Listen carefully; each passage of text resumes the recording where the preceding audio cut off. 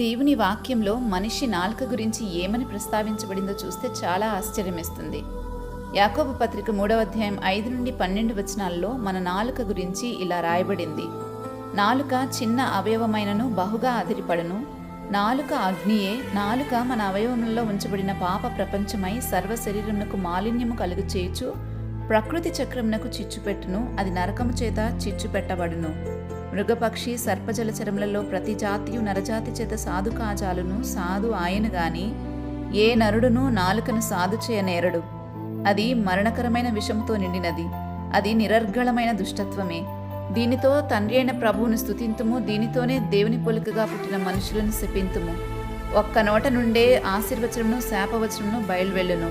నీటి బుగ్గలో ఒక జల నుండే తీయని నీరును చేదు నీరును ఊరిన.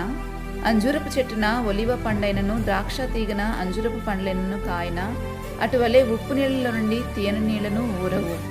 ఈ సంగతులన్నీ కూడా మనం ఆ పత్రికలో చదువుతాం. అయితే ఇలాంటి నాలుకను సాధు చేయాలంటే ముందు మనస్సు మారాల్సిందే. మారు మనస్సు పొందుకుని మనలోనున్న పాప భారమంతా తొలగించుకున్న నాడు మన నాలుక సరిగా మాట్లాడగలదు. ఎందుకంటే దేవుని వాక్యం సెలవిస్తుంది, ఒకని హృదయం నిండి ఉన్న దాన్ని బట్టి నోరు మాట్లాడుతుంది అని. మరి మన హృదయాలు దేనితో నింపబడి ఉంటాయో మన నాలుక దానినే ఉచ్చరిస్తుంది.